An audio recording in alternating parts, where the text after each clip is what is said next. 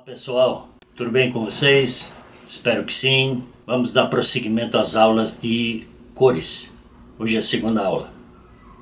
Cores? Onde estão as cores? Cadê as cores? Ah, chegaram. As cores são muito importantes na nossa vida. Elas definem muitas coisas pra gente. Imagine na pintura.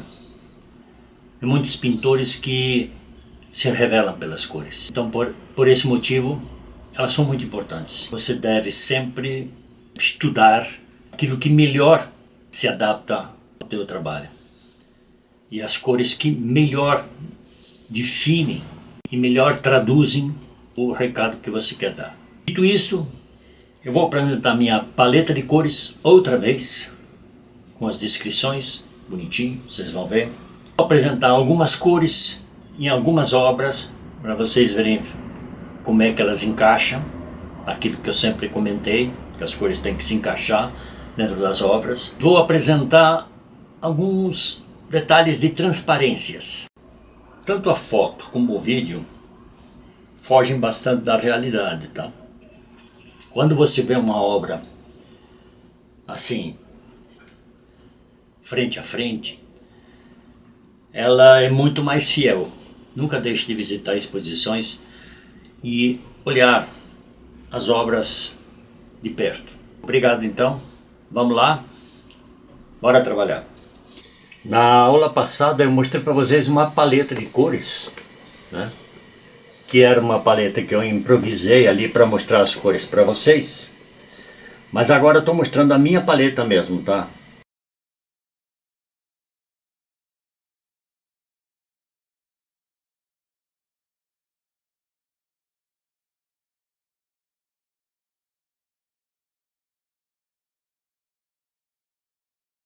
Essa aqui são as cores que estavam naquela paleta, são as mesmas cores que eu estou usando para pintar essa tela que eu vou mostrar para vocês. Estão acompanhando? Essa tela aqui, ó, ela está sendo pintada exatamente com aquelas cores, tá? Você vai ver que tem esse fundo eu usei o preto com mais esse amarelo mais claro, né? O preto, ele aparece mais para fazer essa parte do plástico, tá? Então vocês veem que toda essa parte mais escura do plástico, esse contraste do plástico é proporcionado por esse preto aí. Essa parte do plástico, vocês vão ver que ela tem uma segunda mão só, e vocês vão acompanhar o passo a passo até eu fechar essa tela. Dando prosseguimento aqui à apresentação das cores, eu queria que vocês observassem o seguinte, que eu passei a utilizar o preto foi exatamente para solucionar esse tipo de pintura aqui, ó. Aqui vocês veem, tem um preto marfim, e ele é um pouco azulado, tá? Esse azulado é um pouco misturado com azul de cobalto, para dar uma quebrada nesse preto, tá?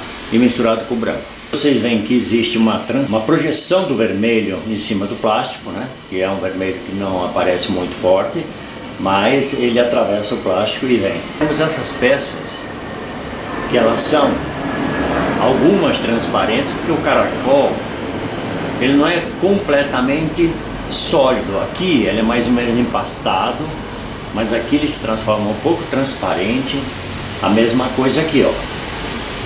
Só que o resto ele é quase como se fosse um osso. Ele é meio ó, aqui também ele é transparente e aqui ele é bastante opaco, né?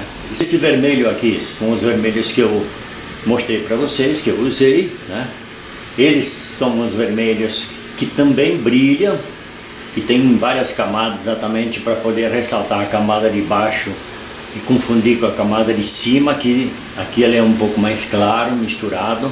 Mas na realidade ele é o mesmo vermelho que vem da parte da tampa. É um banho que é dado dentro da latinha. Esse banho ele é meio dourado. Isso aqui é tudo transmitido com aqueles amarelos que eu mostrei para vocês.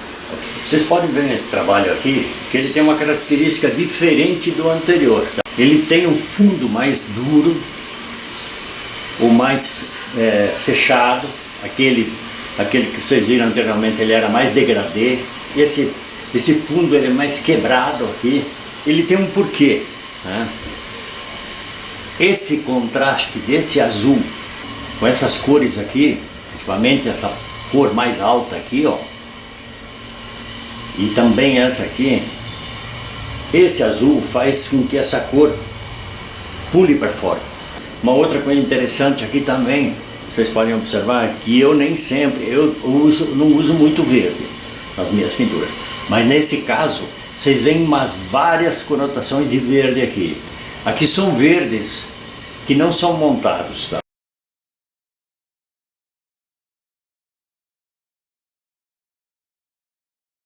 Essa mexerica, por exemplo, ou tangerina, ou o que vocês querem que... Vocês veem que ela tem, quando eu falo da transparência, eu falo dessa transparência, entendeu? Ela tem a umidade da fruta, ela tem o frescor da fruta. Aqui, ó, vocês podem ver aqui também, ó, aqui tem um detalhe bastante interessante. Dê uma olhada aqui e verifiquem que tem um verde embaixo de um verde mais claro em cima. Quer dizer, você tem cores sobre cores. Essas cores de baixo, por exemplo, elas permanecem, enquanto que as cores de cima, que são cores que exatamente muito transparentes, elas trazem exatamente essa transparência que existe na casca da mexerica. É muito comum vocês verem, se vocês encostarem numa mexerica, olharem com cuidado, vocês vão ver toda essa transparência aqui, ó. Isso traz esse frescor que a fruta tem. Observem a transparência desses morangos.